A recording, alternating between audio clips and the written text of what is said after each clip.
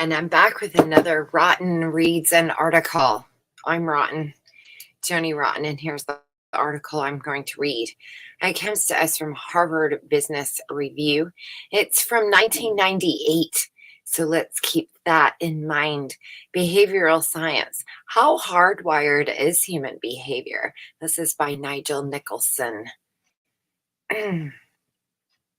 New fields of science don't emerge in a flash, and evolutionary psychology, sometimes called modern Darwinism, is no exception. But over the past several years, evolutionary psychology as a discipline has gathered both momentum and respect. A convergence of research and discoveries in genetics, neuropsychology, and paleobiology, among other sciences, evolutionary psychology holds that although human beings today inhabit a thoroughly modern world of space exploration and virtual realities, they do so with the ingrained mentality of Stone Age hunter-gatherers. Homo sapiens emerged on the savanna plain some 200,000 years ago, yet according to evolutionary psychology, people today still seek those traits that made survival possible then. An instinct to fight furiously when threatened, for instance, and a drive to trade information and share secrets. Shh. Human beings are, in other words, hardwired. You can take the person out of the Stone Age, evolutionary psychologists contend, but you can't take the Stone Age out of the person. That said, evolutionary psychologists do not argue that all people are alike underneath. The discipline recognizes the individual differences caused by a person's unique genetic inheritance, as well as by personal experiences and culture. Further, like other scientific theories, the Big Bang and global warming, just to name a couple, evolutionary psychology is a subject of fierce debate. See the insert Evolutionary Psychology, a convergence of research and controversy. What a great title.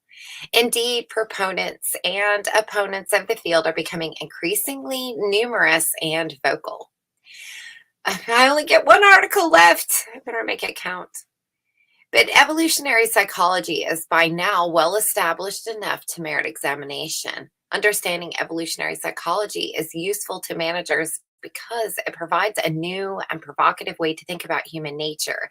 It also offers a framework for understanding why people tend to act as they do in organizational settings. Put another way, evolutionary psychology and identifying the aspects of human behavior that are inborn and universal can explain some familiar patterns. It sheds light on why people behave in ways that don't appear to be beneficial to them or to their businesses. Evolutionary psychology goes so far as to raise the questions: why might organizations be designed to work in harmony with our biogenetic identity? And are modern day executives managing against the grain of human nature? Natural selection, a primer.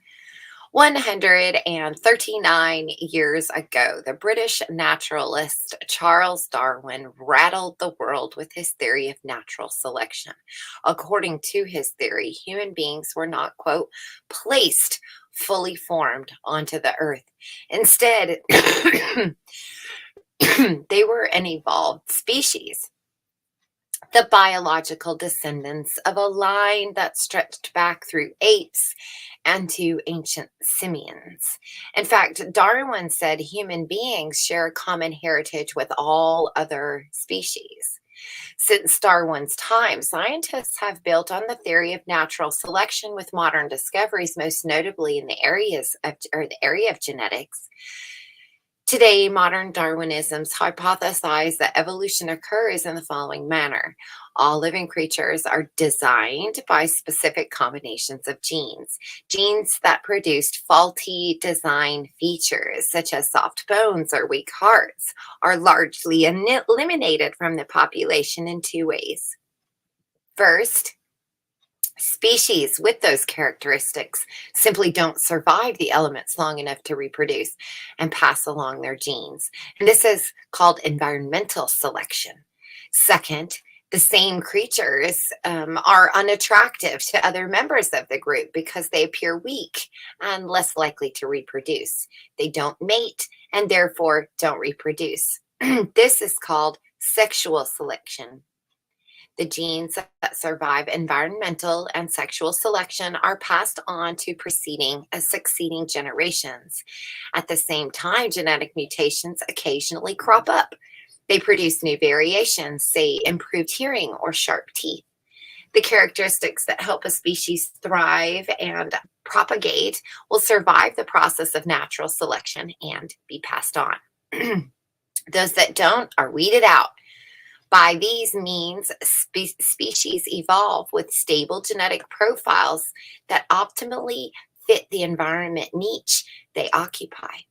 Thus, fish that live at the bottom of the sea can see in the darkness, and dogs that prey on burrowing rodents have keen senses of smell. Species become extinct and new species emerge when radical shifts in environmental conditions render obsolete one set of design features and offer opportunities for a new set to prosper. Darwin and his proponents over the decades have used the theory of natural selection to explain how and why human beings share biological and physical traits, such as the opposable thumb and keen eyesight with other species. Evolutionary psychologists go further.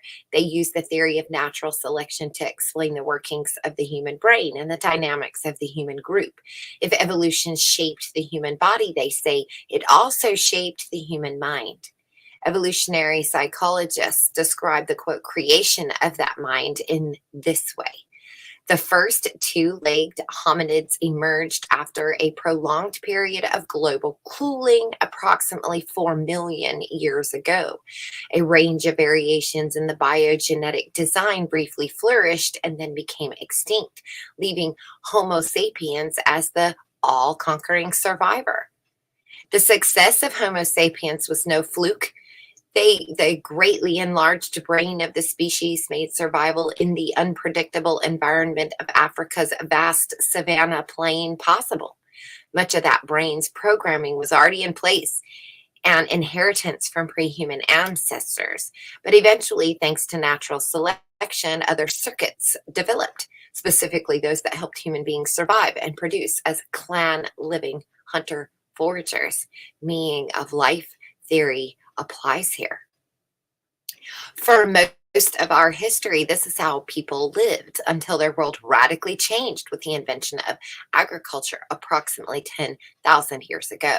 Then suddenly allowed people to accumulate wealth and live in larger numbers and in greater concentrations, and freed many from hand-to-mouth subsistence.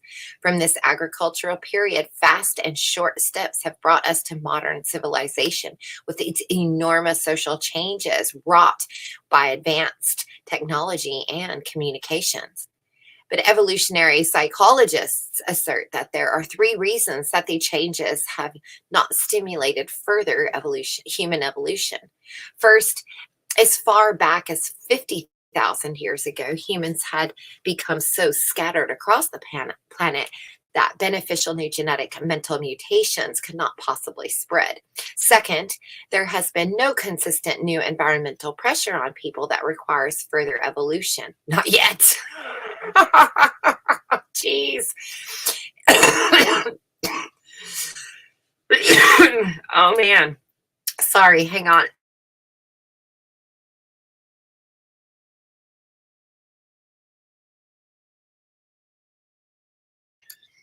Wow. That one made me laugh. That made me cough. That one was...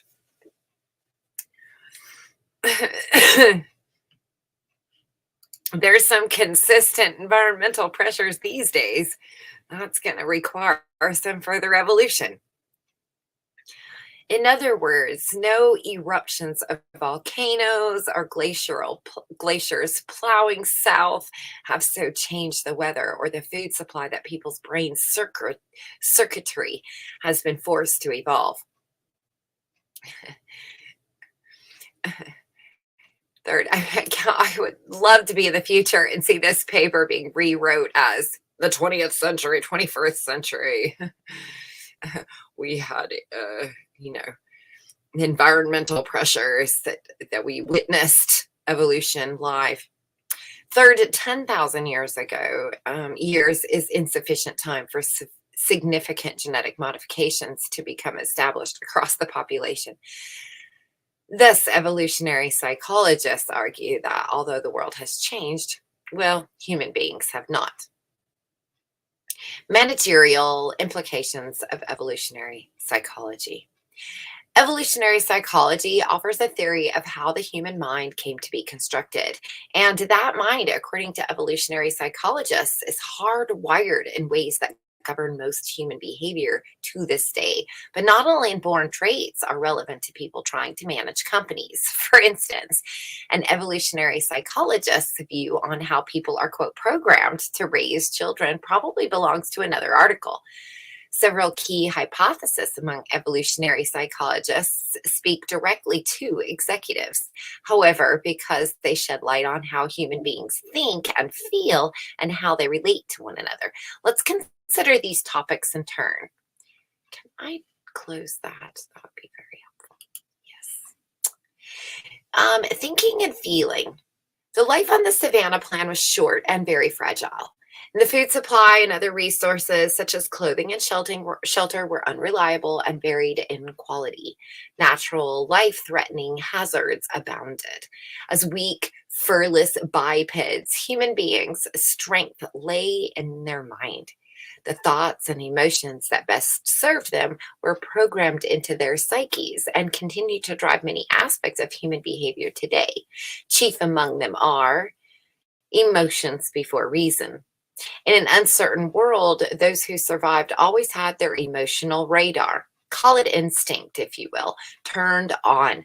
And Stone Age people, at the mercy of wild predators or impending natural disasters, came to trust their instincts above all else. That reliance on instinct undoubtedly saved human lives, allowing those who possessed keen instincts to reproduce. So, for human beings, no less than for any other animal, emotions are the first screen to all information received. Today, business people are often trained to dispense with emotions in favor of rational analysis and urged to make choices using logical devices such as decision trees and spreadsheets. But evolutionary psychology suggests that emotions can never fully be suppressed. That is why, for instance, even the most sensible employee cannot seem to receive feedback in the constructive vein in which it is often given.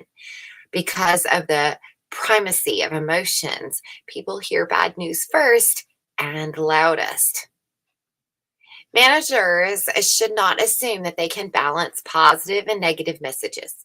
The negatives have by far the greater power and can wipe out in one stroke all the built-up credit of positive messages. In fact, because of the primacy of emotions, perhaps the most discouraging and potentially dangerous thing you can do is to tell someone he or she failed. Be careful then of who you put in charge of appraisal systems in your organization. And these managers must be sensitive to the emotional minefields that all negative messages must navigate. Loss aversion except when threatened. Human beings who survived the harsh elements of the Stone Age undoubtedly tried to avoid loss. After all, when you are living on the edge, to lose even a little would mean that your very existence was in jeopardy. Thus, it follows the ancient hunter-gatherers who had just enough food and shelter to survive weren't big risk takers. That doesn't mean that they never explored or acted curious about their world. Indeed, when the circumstances felt safe enough, that is very likely just what they did. We can see this kind of behavior in children. When they are securely attached, confident that an adult will prevent any harm from coming to them, they can be quite adventurous. But when harm looms, such behaviors evaporate. or such behavior evaporates. In the Stone Age, this cautious approach to loss certainly increased human beings' chances of staying alive and thus reproducing. Their descendants with this genetic inheritance would therefore also be likely to avoid loss. And I'd just like to point out that is the meaning of life. Dot right here.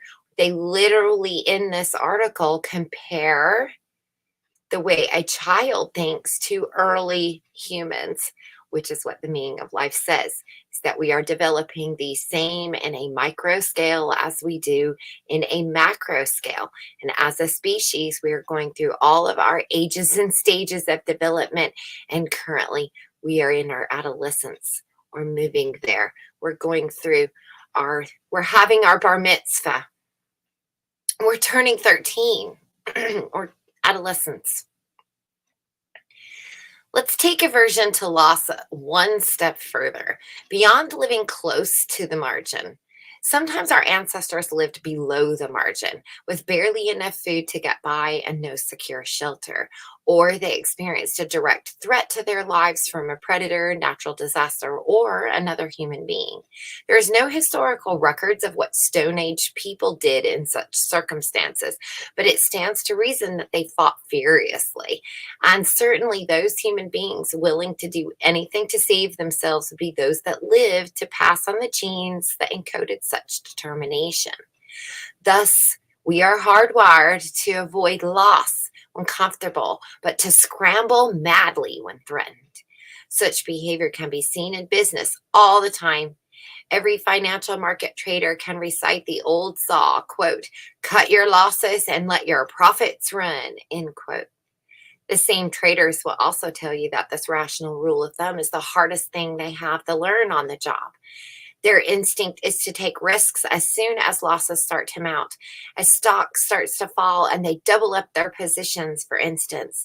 That's the frantic fight to survive in action. And similarly, it's instinct that drives people to sell while stock is still rising. That's risk aversion in action. That said, experienced traders know how damaging these instincts are, and rules and procedures that force them to cut their and let their losses and let their profits run. But without such rules and procedures, human nature would most likely take its course. Consider what happens when a company announces impending layoffs but does not specify which people will lose their jobs. In these situations, people will do almost anything to save their jobs and avoid the pain of such loss. How else can you explain the kind of leaps in productivity we see after a company makes such an announcement? But another dynamic emerges when a company announces that entire divisions will close. The people affected, those who cannot escape the loss, do the unthinkable. They scream at their bosses. They perform other acts of aggression. Instead of acting rationally, they flame out in a panic to survive. On the Savannah Plain, these desperate efforts apparently paid off, but a flaming out when feeling desperate is hardly a blueprint for survival in the modern organization. Besides being aware that people are hardwired to act desperately when directly threatened, managers must heed another message. You can ask people to think outside the box and engage in entrepreneurial endeavors all you want, but don't expect too much. Both are risky behaviors. Indeed, any kind of change is risky when you are comfortable with the status quo. And evolutionary psychologists are not surprised at all by the fact that despite the excellent press that change is given, almost everyone resists it, except when they are dissatisfied. But what about those silicone valves? That's really an interesting, let's just think about what they're saying there. If I'm dissatisfied, so if I don't like something, immediately I thought of, say, like unions. Because I don't want to change. I don't want a new boss. I don't want a new this. I don't want a new break room, but I'm dissatisfied. And so these we go and we pick it outside and we demand through the union this, that, and the other, and we get a massive change. And that is okay for us. But if they had fired our bosses and they had done all of this when we were feeling really good in the job, we are not going to like that change. But if they do that when we're dissatisfied, we're happy with it. And that's a very good example there, I think, with how that can work both ways. But what of the Silicon Valley entrepreneurs who have made a high art form of bet the company behaviors? Evolutionary psychology would tell us that these individuals are the type of men and women who, over the millennia, have sought thrills and lived to tell about them. After all, evolutionary psychology doesn't discount individual personality differences. Human behavior exists along a continuum. On average, people avoid risk except when threatened. But imagine a bell curve. At one end, a small minority of people avidly seek risk, and on one end, a minority of people avidly seek risk, and on the other end, a small minority of so cautious they wouldn't risks even when their life depended on it. Clearly, somebody had some spelling issues going on here. The vast majority fall in between, avoiding loss when comfortable with life and fighting furiously when survival requires them to do so. I'll also point out here, this behavior that we have, this is what we're going to start seeing in the news. We're already seeing some bits of it where parents are now, people are burning down churches. People are tearing down surveillance cameras. People are, picketing outside of immigration check-in lobbies and so forth and so on. So when things are starting to become uncomfortable, you see that we have more risk-taking behavior. So I think we're going to continue to see that. We're fighting furiously for the few freedoms that we have. We're fighting furiously for the futures of our children. We're fighting furiously to survive. I think we'll see more of that. So pay attention, because they're going to use that as a weapon against us. That's why we're going to have aliens and demons and all of these other crazy things come up, because they're going to do anything and everything. Food shortages, starvation, volcanoes, earthquakes, frozen, global warming, deep freeze. That's all going to show up in an attempt to focus our furious fighting in the direction in which they have invested their money. Managers would do well to assume that people with whom they work fall under the bell of continuum. Perhaps the most concrete takeaway from this contention is that if we want people to be risk takers, frame the situation as threatening. Ta-da! Do you see how easy that is? The competition is going to destroy us with a new product. Or our brand has lost its cachet. It's lost its catch, and market share is slipping fast. Or lost its cash, right? Caching, cash. I said that right. Okay, so I'll read it again. Or our brand has lost its cash and market share is slipping fast. On the other hand, if you want people to eschew risk-taking behaviors, make sure they feel secure by telling them how successful their business is. And again, that goes along with when things are going well, people don't even notice that they're putting chemicals in the water or they're spraying our skies. It's only when we start to have that uncomfortableness or things are not going well, we're threatened, that we start to see people speaking out and taking the risk of either being shut up, being told they're crazy, being arrested, being suicided. I don't know. Depends on how many different doors you look in. That advice does raise a question, however. What if you want people in your organization to be creative, to explore new ideas, and to experiment with different approaches in business? After all, most executives want their people to be neither outlandish fantasists nor mindless robots. The happy medium is somewhere between the extremes. What is the manager to do? If you invite people to make mistakes in the name of creativity, they won't. They will see this as an empty rhetoric. In fact, instinct will tell them that making mistakes involves loss, possibly of their jobs.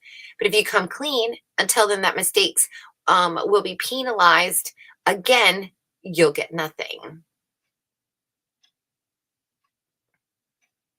Sadly, evolutionary psychology brings this managerial quandary to the surface but cannot solve it. I want to say, I think that they will not be penalized. I'm wondering if that's what that sentence was supposed to say, that you're still going to get nothing, even if they're not. But maybe because if you penalize them for making mistakes, of course you're not going to get it. Nobody's going to take a risk if you tell them, if you fuck this up, you're fired. The odds are nobody's going to even try. So, but if I was to tell you, even if you make a mistake, you're not going to get in trouble, then I'm wondering, am I still going to have people trying? Or maybe that's what we have going on. A whole bunch of scientists and businessmen trying crazy things because they got papers that our governments have signed that said you won't get in trouble if you harm a bunch of people in the end with this. Liability clauses, right? That's what that makes me think of. Everyone gets a Lucy juice and you can't sue me for it. I can't be penalized, or I can't make these major decisions. I can't be creative and I can't manage my team if I'm afraid of getting in trouble. I can't evolutionary move us if I am in fear. So sadly, evolutionary psychiatrists bring this managerial quandary to the surface, but cannot solve it. Effective managers need to be adept at the very difficult task of framing challenges in a way that neither threatens nor tranquilizes employees. What a word. Confidence before realism. In the unpredictable and often terrifying conditions of the Stone Age. I don't know why they use all these words. They just want to really make the Stone Age as if it was the worst time in our lives to live. And I'm not sure I believe that. There is contrary things. I'm not saying that it wasn't dangerous, and it probably was unpredictable and terrifying, but there's also a lot that would have been there as well that would have made it nice. So there's conflicting scientific, what philosophies, I don't know what it is, but when they use those terms, it just makes me think that they really want to sell me that I don't want to go back to the Stone Age. You don't want to go back there. It was unpredictable and terrifying. You need my technology. You don't want to be back in the Stone Age, do you, Fred Flintstone? But we would have had an overabundance of food and overabundance of resources. So, there's also some positive things to that. But nonetheless, I'm reading the article, so I'll continue. In the unpredictable and often terrifying conditions of the Stone Age, those who survived surely were those who believed they would survive. Their confidence strengthened and emboldened them, attracted allies, and brought them resources. In addition, people who appeared self-confident were more attractive as mates. They looked as if they were hardly enough to survive and prosper. Those people who radiated confidence were those who ended up with the best chances of passing on their genes. The legacy of this dynamic is that human beings put confidence before realism and work hard to shield themselves from any evidence that would undermine their mind games. I want to say here that this is, again, something that I kind of question. This is someone's idea. Someone assumes because today adults being older are attracted to self-confident and attractive mates, and that would be our driving force. I'm not so sure that that would have been the case in our early ancestors. And when we look back at some of our ancient texts and drawings and things like that, where we have weird mutations. Maybe they have an extra toe or a cone head. Maybe their eyes are separate from their face. They might have something unique and different about them that made them to be worshipped in our mythologies and things. That to me goes along in the meaning of life about the way babies are, because if we were to be babies back then, babies don't give a fuck. It's only up to a certain age that we start giving a fuck. Pre that, we don't care if our friends are in wheelchairs. We don't care if Uncle Bob has a funky eye that looks in the other direction. We are still going to eat his face off with our, nom, nom, nom, nom, nom, baby mouth. So when I see this written, it kind of frustrates me, because I don't think that these people, well, I know that they're not recognizing the developmental stages of our ancestors. So, yes, obviously someone who can survive longer and is stronger and collect food and these sorts of things would have been important. That's not necessarily the case in all ways.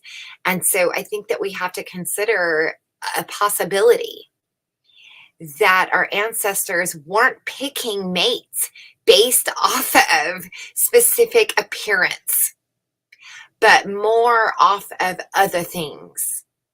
And that's just because I'm looking at babies. I'm looking at humans during that time, and they don't give a fuck if you've got no arm, if you hold them.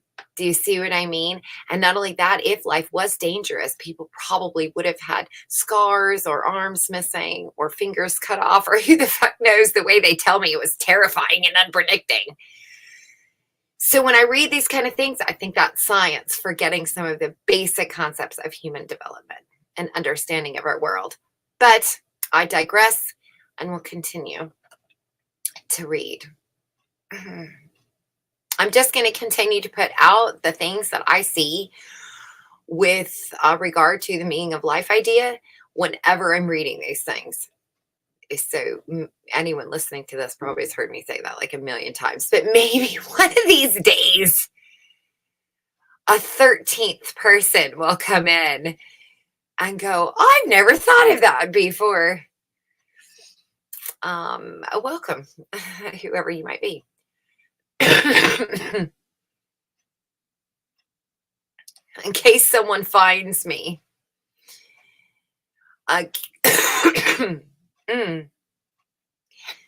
Countless management books have also been written extolling the virtues of confidence.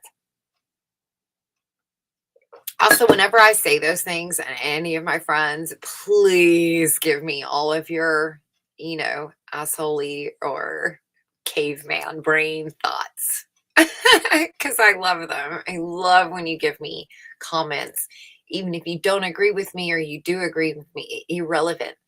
The fact that you're thinking and sharing your ideas with me, I thank you very much for doing that. Countless management books have been written extolling the virtues of confidence. They cleverly feed right into human nature, giving their biogenetic destiny. People are driven to feel good about themselves. But if you operate on a high-octane confidence elixir, you run into several dangers. You neglect, for instance, to see important clues about impending disasters. You may forge into hopeless business situations, assuming you have the right stuff to fix them. The propensity to put confidence before realism also explains why many business people act as though there isn't a problem they can't control. The situation isn't that bad. All it needs is someone with the right attitude. The truth is, even with self-confidence, we cannot control the world. Some events are random. Ask any CEO who has been blamed for a company's poor performance wrought by an unpredictable lurch in exchange rates.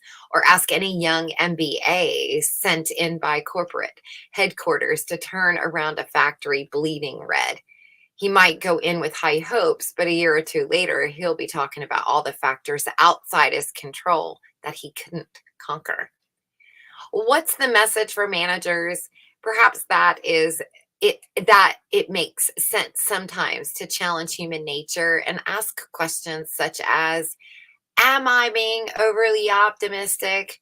Or am I demanding too much of a certain manager? Such questions forces us to separate confidence from reality. For as evolutionary psychology tells us, our minds won't instinctively do that. Classification before calculus. The world of hunter-gatherers was complex and constantly presented new predicaments for humans. Which berries can be eaten without risk of death? Where is good hunting to be found? What kind of body language indicates that a person cannot be trusted? I see a lot of those videos lately. Have you noticed that? Body language breakdowns? And that we assume that because we've watched this now, we're an expert because we can pick out a micro expression. And you are in no way an expert of human behavior. And I find, honestly, as interesting as that is, I think a lot of people are getting miseducated. They're not learning all that is involved. And so they're taking a crash course in body language, a crash course in narcissistic red flags, and then they're running around and pointing fingers and throwing these things on other people. They have no idea what they're talking about. In order to make sense of that's scary to me. That's a lot of people that are scary out there in the world. In order to make sense of a complicated universe, human beings developed prodigious capabilities for sorting and classifying information. In fact, researchers have found that some non-literate tribes still in existence today have complete taxonomic knowledge of their environment in terms of animal habits and plant life. They have systematized the vast and complex world. In the Stone Age, such capabilities were not limited to the natural environment. To prosper in a clan, human beings had to become expert at making judicious alliances. They had to know whom to share food with, for instance, someone who'd return the favor when the time came. They had to know what trustworthy. That's again what I'm saying. Now, I say the biggest, strongest, best looking caveman, he's probably a douche and he's not going to return the favor. But, One-Eyed Willie, if you share your bread with him, I guarantee you One-Eyed Willie's going to share his bread with you. Do you see what I'm saying? I just think that we're missing a lot of normal human behaviors here, and we're not looking at all of the variables. But I keep going. They had to know what untrustworthy individuals generally looked like too, because it would be foolish to deal with them. Thus, human beings became hardwired to stereotype people based on small pieces of evidence, mainly their looks and a few readily apparent behaviors. Whether it was sorting berries or people, both worked to the same end. Classification made life simpler and saved time and energy. Every time you had a food to share, you didn't have to figure out anew who could and couldn't be trusted. Your classification system told you instantly. Every time a new group came into view, you could pick out the high status members, not to alienate. And the faster you made these decisions like these, the more likely you were to survive. Sitting around doing calculus, that is, analyzing options and next steps, was not a recipe for a long and fertile life. And again, know thyself. I moved so much in school, and this is exactly what I learned. I learned how to walk into a class, a school, and know that I'm only going to get 3 months, 4 months here. I'm going to be moving at Christmas, so I have 4 months before then, and I better make my decisions quickly. And I can honestly tell you, I was oftentimes drawn to and became friends with those that were considered outcasts. Why? Because they were nicer to me. They were friendlier to me. They were more caring, more giving. And those good-looking kids and those popular kids and those other kids, they were not. And so again, I question, what we're always being told or what these people are thinking. I think there needs to be some new thoughts in all of these human behaviors. I wish I had a degree because I think it would be interesting to present some ideas. I think that we're missing a lot of these things in our new, everybody's just accepting these things as fact because, Freud said it. What about today? We've learned a lot since then. You can't just continue to accept these things as facts and not start to look at other options here. And yet here we are. So and so classification before calculus remains with us today. People naturally sort things into groups and in groups and out groups just by their looks and actions, which, by the way, is a child behavior that is normal.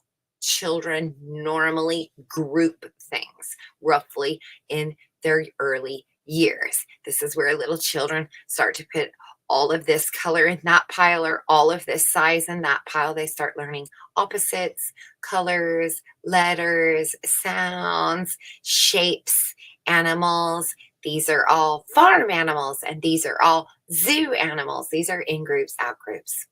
So again, just something that human beings would have done naturally at that time because we would have been acting like children. We subconsciously and sometimes consciously label other people as she's a snob or he's a flirt. Managers are not exempt. In fact, research has shown that managers sort their employees into winners and losers as early as 3 weeks after starting to work with them. Isn't that interesting? That such propensity to classify is human nature doesn't make it right.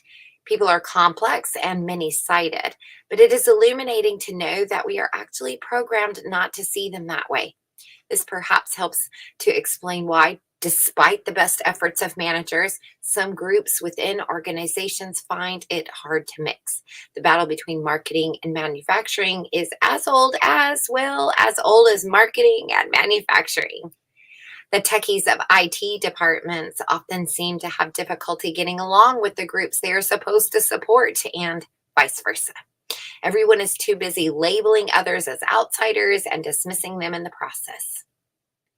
A final point must be made on the matter of classification before calculus, and it comes in the area of skill development. If you want to develop someone's skills, the best route is to give them ways of classifying situations and behaviors. Lists are attractive and often memorable, but advanced math and science education largely relies on sophisticated models of processes, complex explanations of cause and effect in different circumstances. It also advocates probabilistic ways of thinking in which people are taught to weigh the combined likelihoods of different events together as they make decisions. Many people may come to understand and use these methods. Weather forecasters and investment analysts are examples. But even lengthy training cannot fully eliminate our irrational and simplifying biases. Here's a good one for today. Gossip. Along with the scarcity of food, clothing, and shelter, and the constant threat of a natural disaster, the Stone Age was so characterized by an ever-shifting social scene. From one season to the next, it was not easy to predict who would have food to eat, let alone who would be healthy enough to endure the elements. In other words, the individuals who ruled the clan and controlled the resources were always changing. Survivors were those who were savvy enough to anticipate power shifts and swiftly adjust for them, as well as those who could manipulate them. They were savvy because they engaged in and likely showed a skill for gossip. Again, one of those things we've studied and shared about this developmental stage we all seem to have and where it shows up as children and where it ends as adults. Even in today's office environment, we can observe that expert gossips time and again know key information before everyone else. That has always been true in human society. The The people who chat with just the right people at just the right time often put themselves in just the right position. In fact, it is fair to assume that human beings have stayed alive and increased their chances of reproducing because of such artful politicking. And I really like that too. Remember, we've got references here. We can think about the barber or the hairdresser. We can think about the bartender. There is, you see it where it's used in stories a lot, where, the police go in and or the mob guy goes in and roughs up the bartender, tell me what you know. I don't know anything. Or the police, come on, tell me what you know, or I'm going to shut down your establishment, right? Because they know that they know. They know that they know. Those types of jobs are ripe for that. Churches as well. So now think about all of throughout history of jobs or careers that people would have had, or maybe even just tasks such as cooking, or the food for people, or maybe washing the clothes, and the things that would have been talked about, the things that you would have overheard. And so therefore you get these kind of ideas. Very good. What are the implications for managers? Rumor, what has been called unofficial news, is endemic in every organization. And since the interest in rumors is ingrained into human nature, it makes little sense to try to eliminate such interest by increasing the flood of official communications. Rather, managers would be smart to keep tabs on the rumor mill. They might even use their own networks to plug into the grapevine. This doesn't mean managers should engage in or encourage malicious or petty gossip.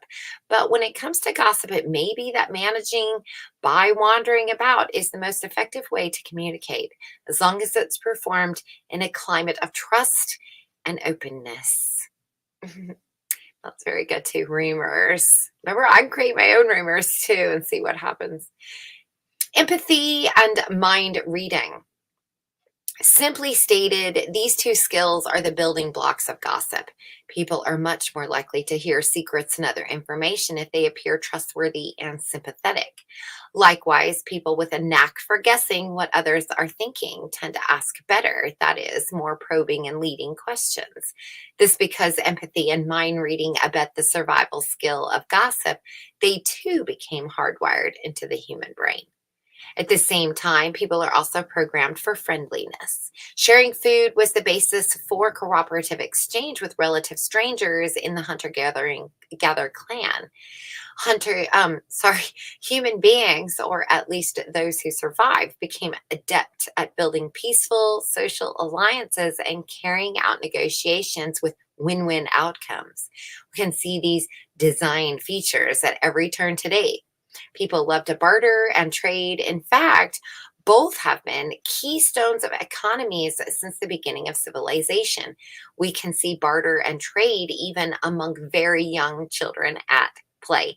And again, they reference the children, but can't see the macro that's happening there.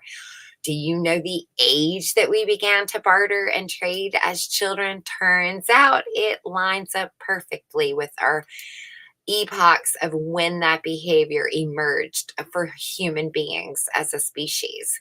Beautiful. And so it is that friendly exchanges of information and favors remains our preferred way of dealing with non-family and a key to building political alliances for social success. The good news for managers on this front is that empathy and friendliness are, in general, positive dynamics to have around the organization. It pays to empathize with customers, for instance, and we can assume that things like commitment and loyalty grow when employees are friendly to one another. The bad news is that the instinct for empathy very easily leads us to imagine that people are more similar to ourselves, as well as more competent and trustworthy than they really are. Further, the drive to act friendly can make delivering bad news about performance, for instance, very difficult.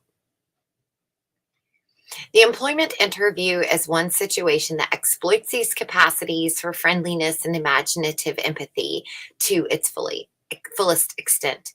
Our natural tendency to sympathize with the person across the table drives us to make excuses for their weaknesses or to read more substance into the work or personal experience that truly exists. At the same time, our programming for classification, sorting people into in groups and out groups, can make us harshly judge those who appear to be in the out group. We will even focus on and exaggerate the differences we perceive. The strict controls and lengthy training are needed to make interviews effective procedures for objective judgment. And even then, they remain highly vulnerable to empathy and mind reading biases. Contest and display. Finally, status in tribal groups was often won in public competitions. Such competitions were not introduced by human beings. Indeed, they were dramas commonly played out by primates. To establish status in early human societies, people, especially males, frequently set up contests, such as games and battles with clear winners and losers, just like kids do. Watch me run faster than you. And natural instinct that kids do. I can climb higher than you. I can run farther than you. Likewise, they displayed their status and mental gifts in elaborate public rituals and artistic displays. The underlying purpose of such practices was to impress others. Successful, that is, high status and healthy males were thought to produce strong and intelligent progeny. For survival-driven females determined not only to reproduce, but to nurture their babies once they arrived, such males were, well, irresistible. For their part, women found it just reminds me of the way I might be attracted to a boy because he has a nice car, or how girls might be attracted to a guy because maybe men are attracted to a woman because she has a nice smile or something like that. That's very interesting. What you have. I have a bigger car. I can run faster. I brought home 5 rabbits. I brought home 6 rabbits. For their part, I made you a better coat. Look at this fur I found. I just imagine all the contests we would have had with each other, trying to woo, girls in that way, the way little boys would do. Very, very cute and fun to think of in that sense. I mean, even throwing rocks and skipping rocks across the water, not for a mate. That's fun to think of. That comes much later in our lives. But in the beginning, we're just doing it to either impress each other or to outdo ourselves, or it's an instinct to want to win something, obviously, or we wouldn't have it in the main core of our development. So for their part, women found contests among themselves unnecessary, although they did seek to be more attractive than one another so they could have prime pick of high status males. But more direct forms of contest neither guaranteed females' status as attractive mates, nor helped them to achieve their ends of protecting their young. And so the ingrained male desire to do public battle and display virility and competence persists today. That should not surprise any denizen of the corporate world. Men are forever setting up contests between themselves to see who will be promoted, win a new contract, or gain the ear of leaders. Winners of these contests are frequently given to public displays of chest thumping. And even in organizational settings, which would benefit from cooperation, men frequently choose competition. That reminds me of a little Trump show. Remember that? You're fired. When they would have those things and you could see those alpha males there. What are the implications for managers? The answer is sensitive territory, because it gets into the inborn differences between men and women and what that means for managers. Recall what happened 9 years ago when Felice Schwartz suggested in her article, quote, "Management Women and the New Facts of Life." That was from 1998 article. That companies consider establishing a different career track for women with children. Some herald the concept of the so-called mommy track, a term not coined by Schwartz, by the way, but many feminists what is that? They didn't like her work. Excoriated. Let's look it up. Excoriated her work. Let's see. And it means, I'm waiting for, I don't know if this shows up on my screen, but here on my screen here, I don't know if you'll be able to see it, but I've got a little box popping up. To criticize severely. Yeah, excoriated. They didn't like it. And of course, why are we saying, but in the military, we say that's okay because we say women can do different push-ups than men. That's okay. But in the business world, don't do that. We're the same here. Suffice it to say that then that managers should be aware that you can urge men to refrain from one-upmanship, but you may be fighting their programming. In addition, companies might ask themselves if their rules of success were written by men and for men. It might be that the reason most women are not breaking the glass ceiling is because they find these rules abhorrent or, at the very least, against their nature. When all is said and done, evolutionary psychology paints a rather illuminating picture of human thinking and feeling. We may wish human beings were more rational, but our brains, created for a different time and place, get in the way. But the truth is, today, we need rationality more. I just don't agree with that. That created for a different time and place. So you're still telling me I'm a caveman. I might still be a child, but I'm not a baby. Okay, I might only be 12 or 14 years old in the big scheme of things, but I'm not 12 or 14 months. And I think that's, meaning of life, that's something we need to keep in mind. These are there for a reason. You might not recognize them when you're here as a young baby, but it's going to play out when you get much older. You're going to see that dynamic and the purpose of that behavior in the first place. The world is increasingly complex, and we must make harder and more layered decisions faster and faster. Of course, people have devised wonderful instruments to help predict and manage uncertainty. The mere fact that there are not many more rogue traders like Nick Leeson, who single-handedly managed to bring down Britain's Barings Bank. Say that 5 times fast. Shit. With his gaming of the system, suggests that many controls are already in place that tame and manage these impulses.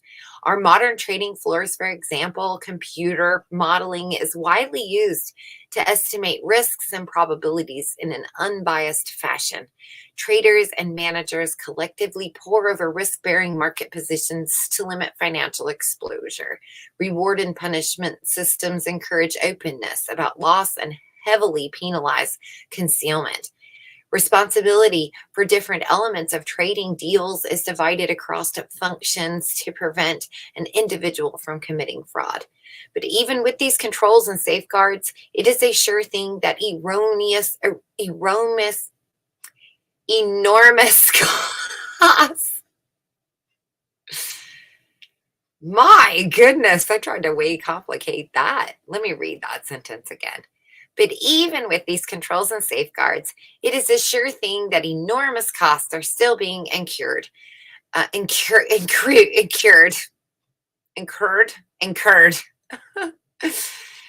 the exercise of human irrationality in these and other complex information-based environments. Evolutionary psychologists contend, however, that our primitive psycho-rationality, so well adapted to the precarious life of hunter-gatherers, will continue to call the tune whenever it is free to do so. In the choices business people make, one can expect the hidden agendas of emotion, loss aversion, overconfidence, categorical thinking, and social intuition to continue regularly to prevail. Evolutionary psychology thus suggests how important it is for us to have a clear view of our biased natures so that we can construct a mindset to guard against the worst consequences. Social living. Along with the workings of the human mind, evolutionary psychology also explores the dynamics of the human group. How does natural selection explain the ways in which people organize? What aspects of social behavior can be explained by our evolved circuitry?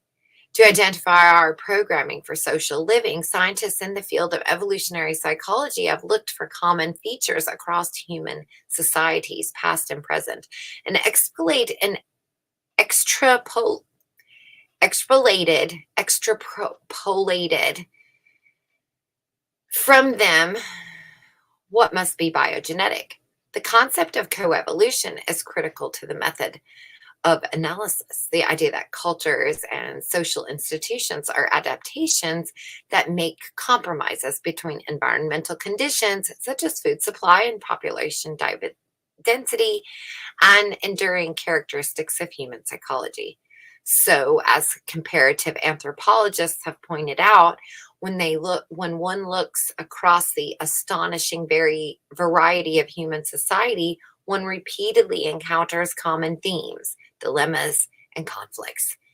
These common factors are inborn and drive many aspects of social relations today. Evolutionary psychology's findings about the human hardwiring for social relations has implications for managers in three areas: organizational detail, organizational design, hierarchy, and leadership. Organizational design. Like the primates that came before them, human beings were never loners. Indeed, the family is the centerpiece in all human societies. Because of the family's enduring prevalence, modern Darwinian thinkers hypothesized that human survival was greatly aided by qualified monogamy, pair bonding necessary for the prolonged care of the young. But no family would have survived the Stone Age without additional support, and thus was born the clan, or the extended family built through marriages, that is, mating with other families. Clans on the Savannah Plain appeared to have been similar in one key way. They contained up to 150 members, according to Robin Dunbar, professor of psychology at the University of Liverpool. In his research, Dunbar found a linear relationship between the brain size and troop size of social primates. The larger the brain, the larger the size of the group. Now, it may appear that other species have groups larger than 150 members. We see thousands of moose together, for instance, but these are not clans in the way people configuring or experiencing them. There is no binding connection or social organization among moose. They don't protect one another, for instance, or establish divisions of labor. They simply gather into mating groups, a single male with his many female mates and their offspring. I want to point out too that I thought this was really interesting because there's a lot of research out there that, especially in business, I mean, this is where I learned it from. But when we started getting into social media like MySpace and Facebook, one of the things that was pointed out was that a human has the capacity to have roughly 200 people in their social circle. So the human brain could, to a degree, hold or maintain about 200 connections. If you go over that, you lose that connections. And of course, under that, it's just a smaller group. But that's kind of the max. So whenever they're talking about societies tended to be early on in these kind of numbers. So we see 150 here, about 150 members of this, clan. And there seems to be some science behind the brain's ability to be able to work within these parameters as a society. And once we start to go outside that 200 number, so now we're in the red, We're not in the sweet spot. It's, code red, pressure is high, pressure is high. We start to have more altercations. We start to have more misunderstandings. We start to have more crimes or injuries to each other. So there's a lot right there that's really interesting to research in itself. If you find such things as interesting as I do, maybe go and look into that yourself and see if that unlocks thoughts in your mind of how these, let's say, smart cities are kind of being designed. So clearly, I'm not wrong in thinking that it has a larger message there, something we could learn from that. We see, let's see.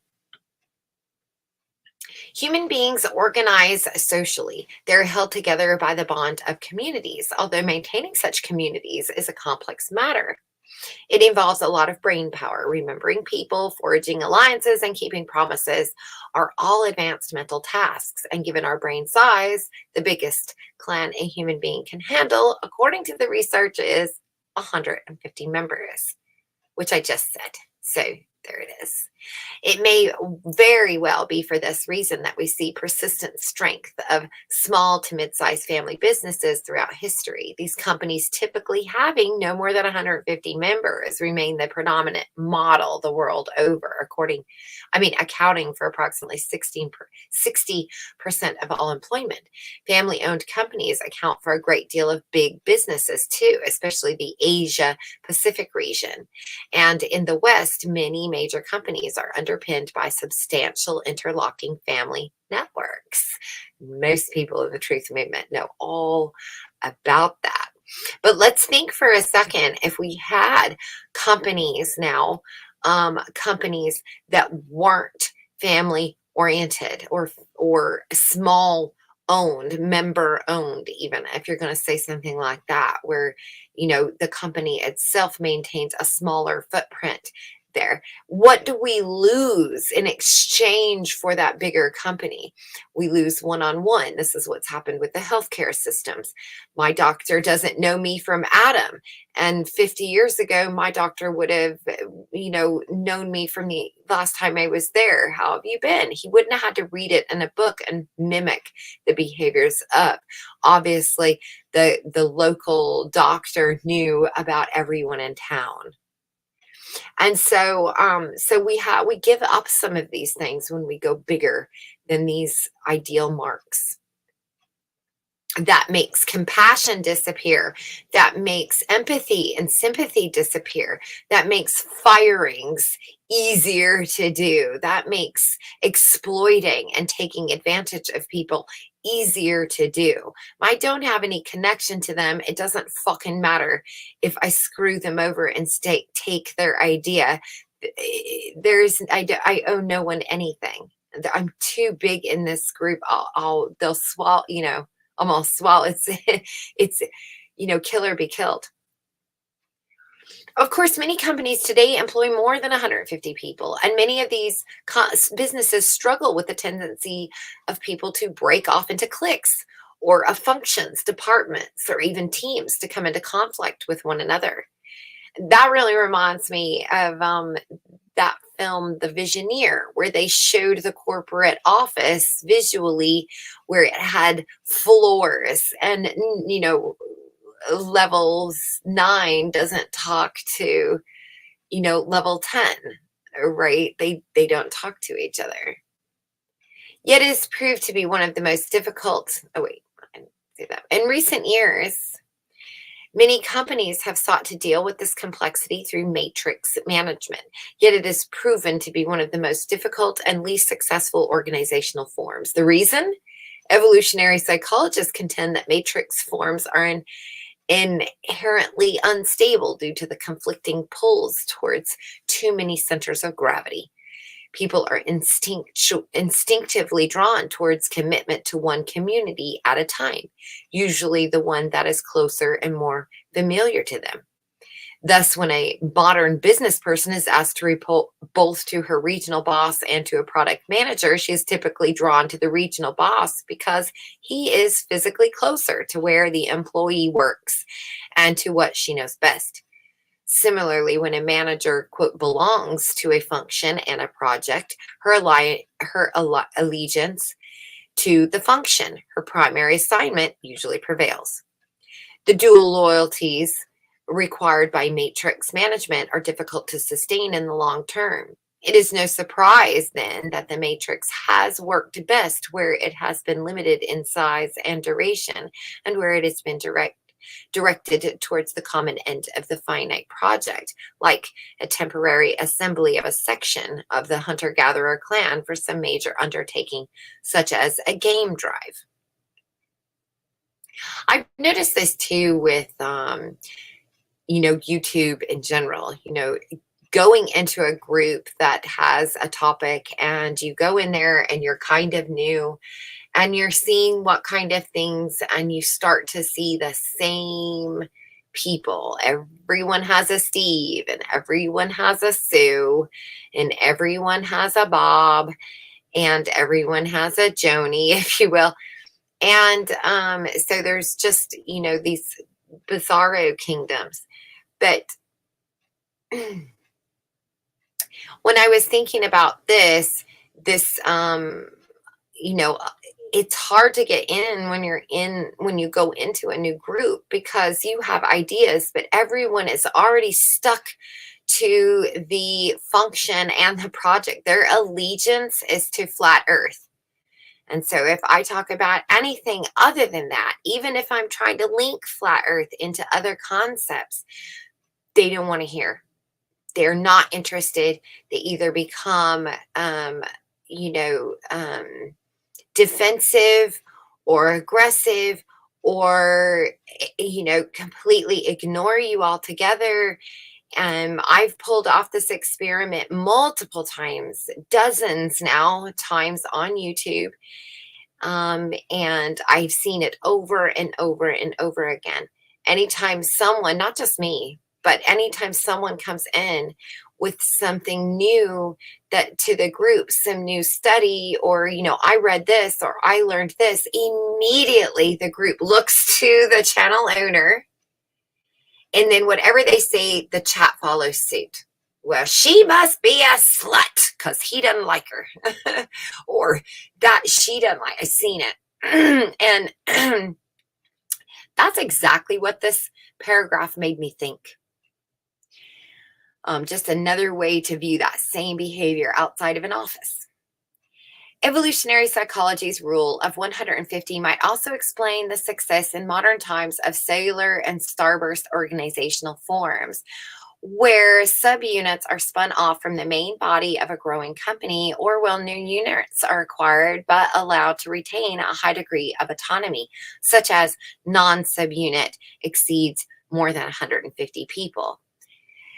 So that no subunit, exceeds more than 150 people. Two notable examples are ABB, the multinational based in Sweden, which has become a world beater by this means, and Virgin, which, especially in its early days, cultivated a climate of subunit entrepreneurship and self-management. ABB has around 1,500 units, each with an average of 50 people. Virgin allowed no more than 50 employees at any one site during its early years of phenomenal growth and success. Wow, that's beautiful. That's beautiful. See, to me, that's smart business. Same thing I would have done. You mean that if I keep it this? And this goes along with even education, because in the schools, if we keep the classrooms teacher to child ratio low, we have a greater success of growth, a phenomenal growth, and amazing success. So it happens to work in business as well. I'm sure it happens to work in all kinds of places. Hierarchy. We return again to the relationship between the sexes. The hunter-gatherer world was certainly more fluid than ours is today, in that wealth, represented by food, clothing, and shelter, was less predictable. As noted earlier, those who were rich.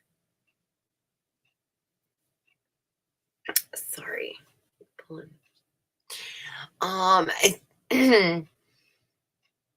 As noted earlier, those who were rich one season could easily become poor the next. Still, we can assume that some people regularly did better than others and thereby accrued status.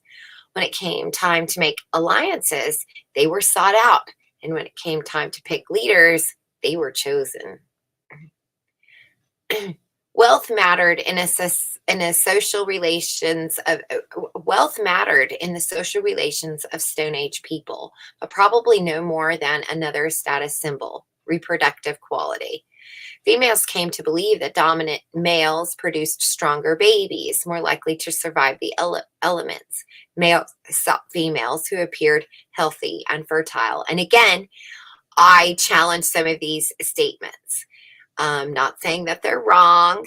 I'm just asking some questions here. Why do you assume that that's the case? Is this something that's, then I want to say, so we'll,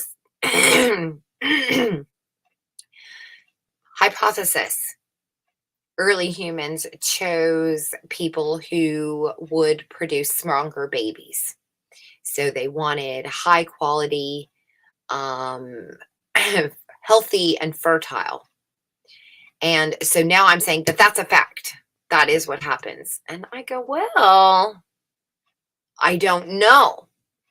There might be something instinctually within us, but it's clear that we like weird and quirky and peculiar things, including blue eyes or pale skin, which might not have done us any good. So it is interesting. I have to throw a wrench here and say, I have questions. Is that the case? Or is there some other things that are also normal to the developing human that causes us to be attracted to things that are not normal, that are off? And that doesn't necessarily, what is the definition of healthy and fertile? See, when I read these, I have a visual of this strong, muscular man or this large breasted, plump woman who can sustain her baby. And if that's what we were attracted to, do you see what I'm saying? That's how we'd all look. So I'm not totally sure that I agree with some of these really bold statements that are made. By now, you might be wondering, what does this mean for managers? And the answer is that the desire to obtain status in organizational settings in human nature. Oh, sorry. The answer is that the desire to obtain status in organizational settings is human nature. When we try to eliminate it through delayering or more radically in experimental communities such as the kibbutz, the human instinct for status differentiation reasserts itself. Even in small temporary groupings of equals, such as training events that bring together strangers from different companies, the beginnings of hierarchy can be glimpsed immediately in patterns of informal leadership and differential behavior. What we are seeing is the acting out of roles as ancient as our time on the planet. Evolutionary psychologist perspective suggests that if managers try to eliminate status markers such as the corner office and the assigned parking space, or if they try to get rid of hierarchical levels, fresh variations will just spring up in their place.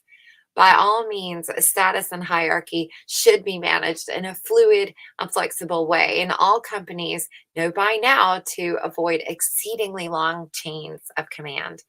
That managers would do well to recognize and reward employees through status recognition. That doesn't always require conventional rewards such as promotions and salary increases.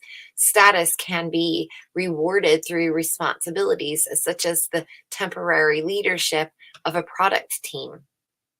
Taken together, the research of evolutionary psychology on a group size and hierarchy helps a manager to think anew about teams. Indeed, managers should try to keep teams such as work groups and committees to manageable family size proportions of up to 12. Moreover, managers should probably try not to run teams as strict democracies. They should build a common set of purposes by maintaining and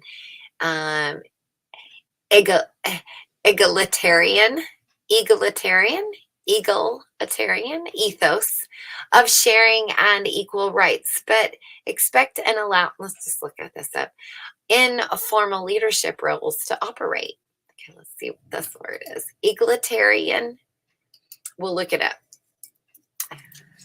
Searching.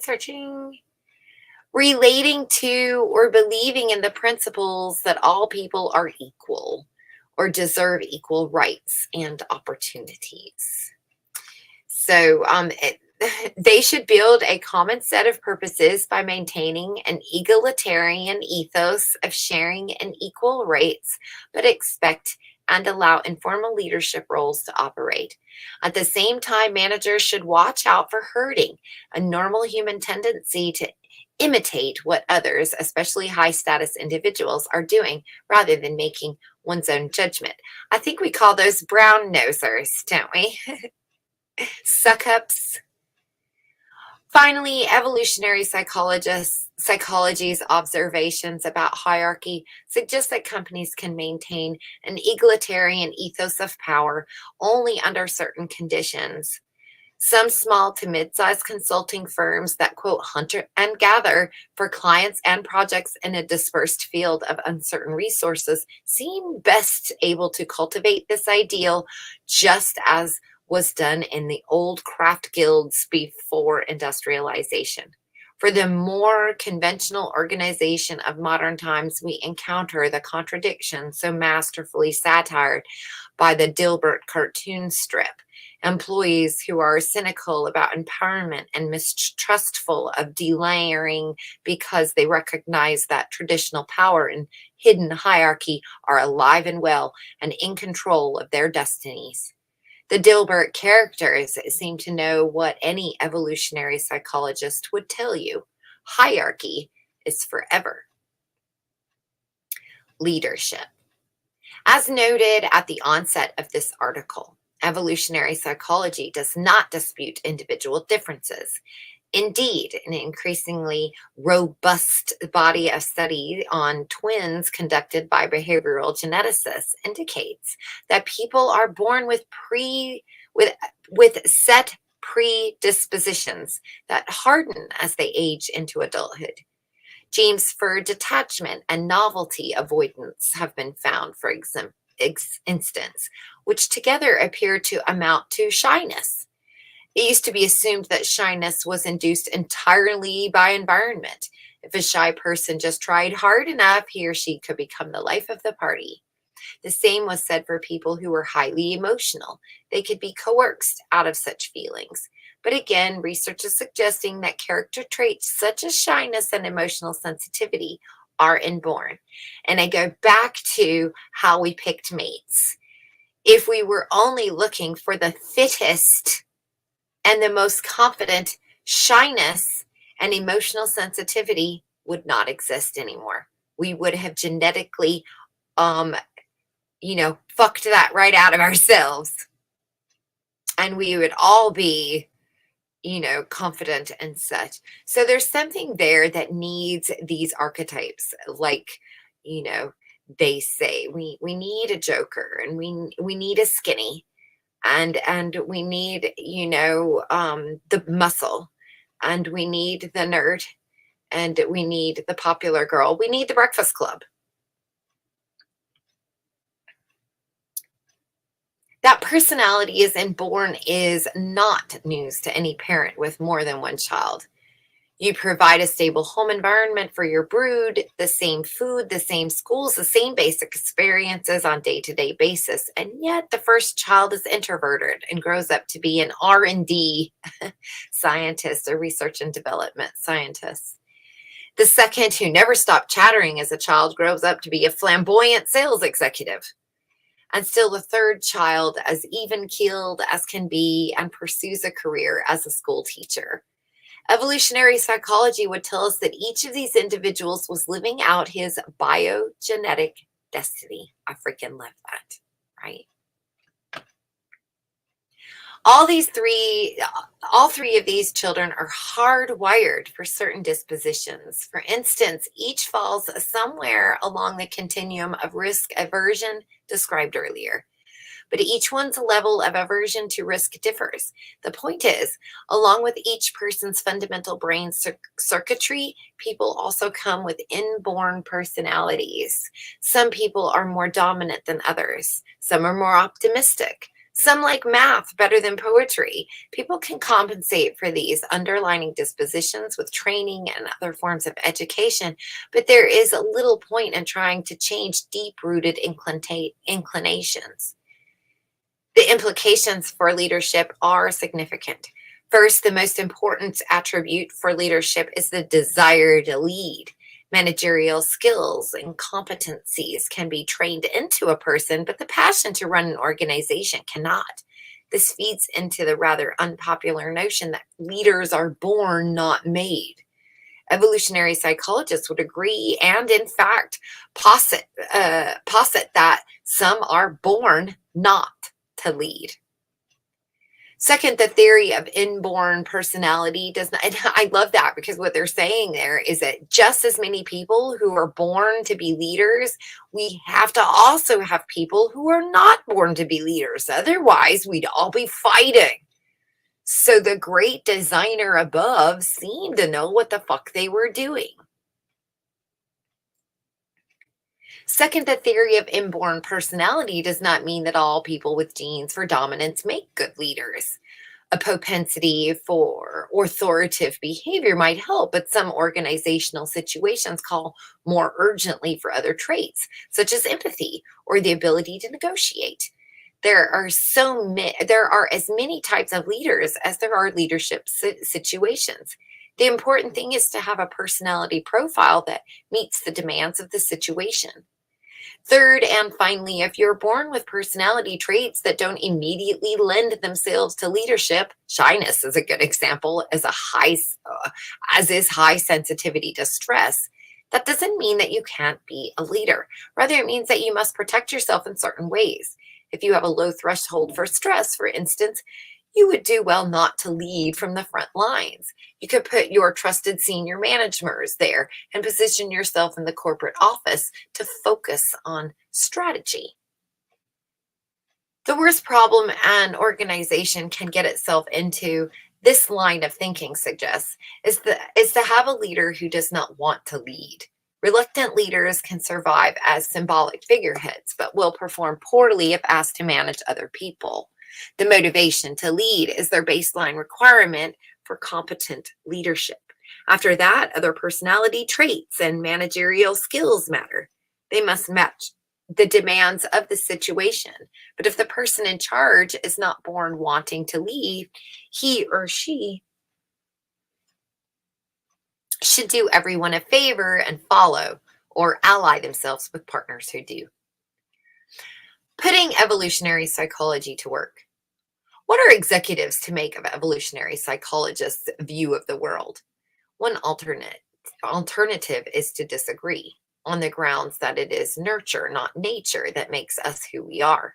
Another route is to consider the implications of evolutionary psychology as you consider managerial problems. Or on the far end of the continuum, you can use that perspective as you design your company.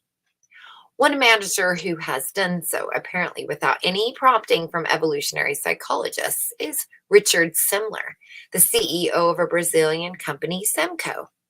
This remarkable Brazilian venture was organized in accordance with the principles of evolutionary psychology, even down to Semler's beliefs that groups should contain no more than 150 people. In his book, Maverick, Warner Brothers, 1995, he described how he threw away his management texts and set about trying to find a, quote, natural way of managing, which turned out to be a highly successful, self-organizing continuarium system built around small subunits. These subunits involved frequent trading of people between units, separate development plans for women, and a flexible use of hierarchy and division of labor. In the process, Semler created something close to what evolutionary psychologists sees as our ancestral archetype. Many other managers, of course, also do some of these things, even though they're unaware of the evolutionary psychology perspective. For evolutionary psychology proponents, this is unsurprising and a sign that instinctively we recognize and enact what we feel to be true about our nature when we are free to do so. However, it might be added that more do not do so because, encouraged by the optimistic recipes of management cookbooks or constrained by technological or economic imperatives, they falsely believe that with commitment, resources, and ingenuity, anything is possible. In this spirit, time and time again, we have tried and failed to eliminate hierarchies, politics, and interorganizational rivalry. Evolutionary psychology says it's time to reorganize what we are and use this information to live in harmony with our hard wiring. This was this version of this article was in the July and August 1998 issue of Harvard Business Review by Nigel Nicholson. He is a professor of organizational behavior at London Business School. And I hope that you found that. I know it was a long article, but holy crap, that was very interesting. And I enjoyed reading it. So I hope that I did it justice and you enjoyed listening, as well as sharing my little bit of commentary as I read through. That is the title. Oh, not that one. Right here. How Hardwired is Human Behavior, if you want to go and look it up yourself. Do you have anything that you found in there that made you think of things? Leave me comments. If you have research or ideas or things you want me to read or look into, and I also find them interesting, leave those comments as well. Thanks.